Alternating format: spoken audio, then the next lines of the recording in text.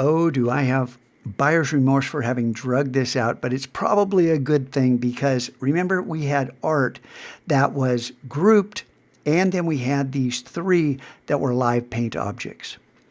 And I showed you at the end of that video, you just can't change the color of a symbol.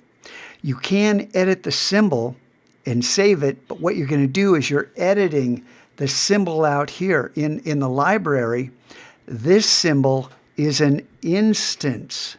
It's an instance of that symbol, and it's dynamic, and it has a name here, and this is for coding. This is when we get to animation and things like that, if you're interested in that. That's when more complex interactivity can happen. But for right now, what you need to know, if you want to recolor a live paint object, or anything for that matter, the first step is break the link. So this is now no longer tied to that symbol. It's just a group, and it's not tied to this library at all. And you can see we got question marks on the fill and stroke, so there's some complicated stuff going on. And really, the easiest way to do this would be to make it a live paint object again, and then use the live paint bucket, and you could give this snail skull, rainbow teeth, and make him the happiest little snail skull in the world. But I'm going to undo that because we're back to the symbol. Notice, symbol, instance name. And instead of breaking the link, I would rather work with something much simpler. So we can go up here to replace and choose something like this head. Whoa, how simple was that?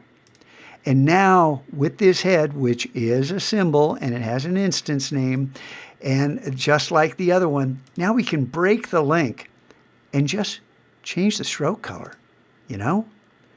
I want a red head in addition to that black head. And we could make other edits here. We could use the width tool and make this completely unique, or just another color.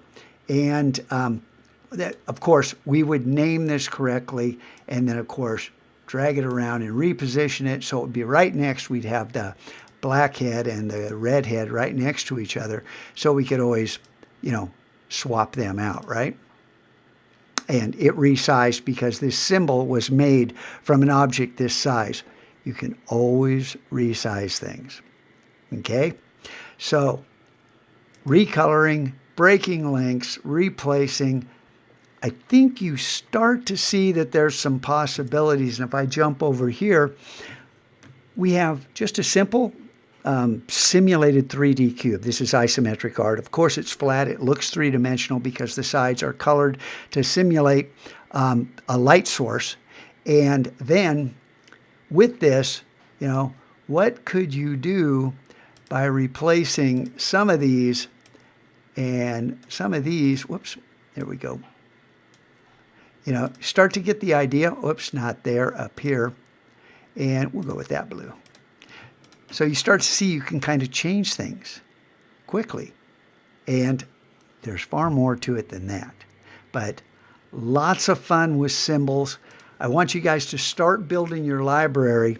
And I'll talk about how to complete this in the next video. Okay?